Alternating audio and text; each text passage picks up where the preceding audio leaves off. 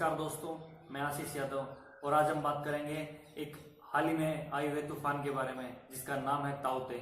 और बात करेंगे कैसे इसका नाम पड़ा ताउते और कैसे अन्य तूफानों के नाम रखे जाते हैं। साथ ही हम बात करेंगे कैसे क्या ये तूफानों के बनने का जो कारण होता है, जो साइक्लोन है ये ट्रॉपिकल, इनके क्या कुछ बनने का कारण होता है। इन्हीं से इफेक्ट पे बात।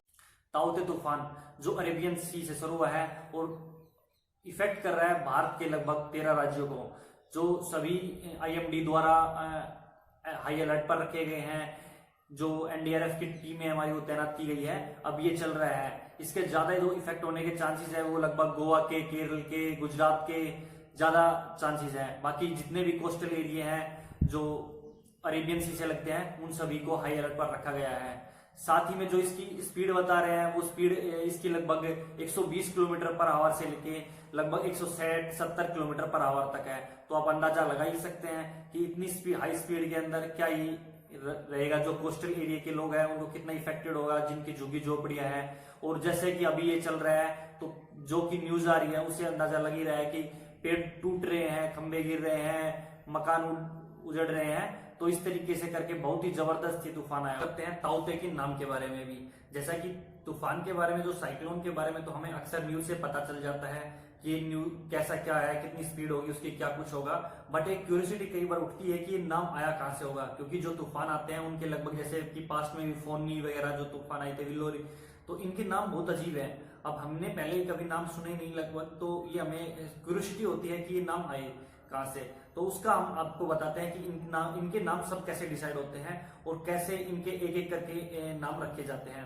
तो दरअसल ये जो नाम रखता है ये रखता है WMO, वर्ल्ड मेट्रोलॉजिकल ऑर्गेनाइजेशन, जिसके अंदर 6 रीजन बनाए हुए हैं। जो हमारा इंडिया है वो नॉर्थर्न इंडियन ओशियन रीजन के अंदर आते हैं और इसी रीजन के अंदर लगभग 13 देशों को इंक्लूड किया गया है।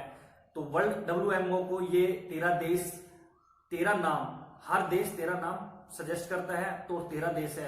तो इस तरीके से करके 169 नाम है जो WMO को सजेस्ट कर दिए जाते हैं। उसके बाद WMO के द्वारा जो कमेटी होती है वो उन नामों को आने वाले तूफानों के लिए पहले से ही रख लेती है कि अब जो ये तूफान आएगा तो इसके ये नाम रखा जाएगा, आगे आने वाले तूफान का ये नाम रखा जाएगा। स्पेशल ये कमेटी द्वारा ध्यान भी रखा जाता है कि जो भी नाम ये सुझाए जाते हैं ये किसी धर्म को, किसी संप्रदाय को या किसी को भी इफेक्ट ना करे, इन सभी बातों पे भी गौर किया जाता है। तो इसी तरीके से लगभग इनका नाम रखा जाता है।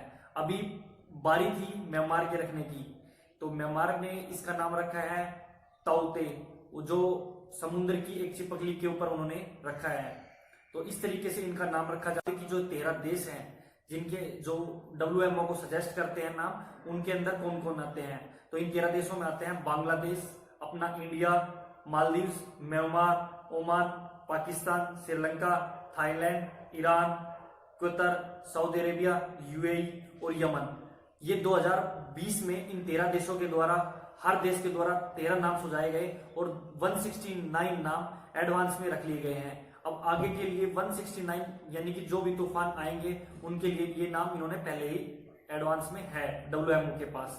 अब जैसे कि सीरीज में अब ये नाम आया, जो तूफान आया 2021 का पहला तूफान, तो सीरीज के अकॉर्डिंग म्यांमार का जो नाम सजेस्ट किया हुआ था ताउते, वो इस तूफान का नाम रख दिया गया है।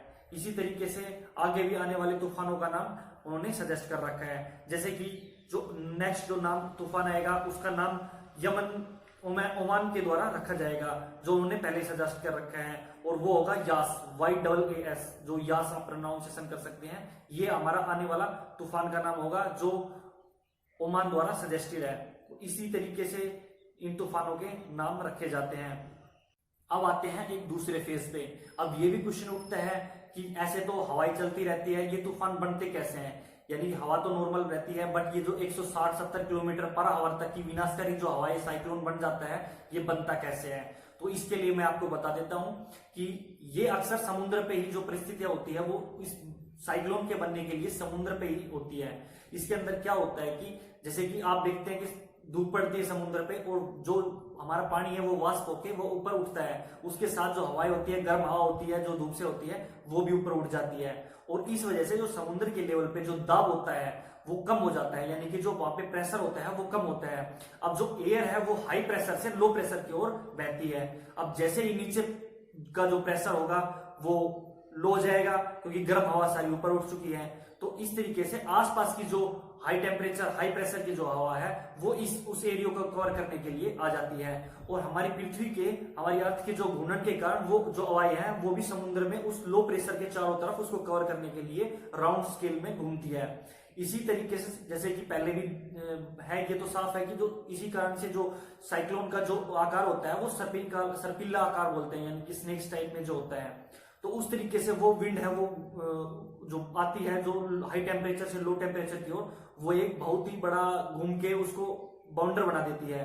तो इसी तरीके से एक साइक्लोन का हो जाता है, क्रिएटेशन हो जाता है। और साइक्लोन का ये है कि जो उसके आसपास जो हवाएं होती है वो हाई टेम्परेचर हाई प्रेशर की होती है, जबकि उसके अंदर का जो प्रेशर होता है वो बिल्कुल लो प्रेशर होता है, जिसे उसकी एक आंख भी बोल सकते हैं। तो इस तरीके से साइक्लोन का निर्माण होता है। तो धन्यवाद आप सभी का इस वीडियो को देखने के लिए। आगे और वीडियो इसी तरीके से आपके लिए लाते रहेंगे। Thank you.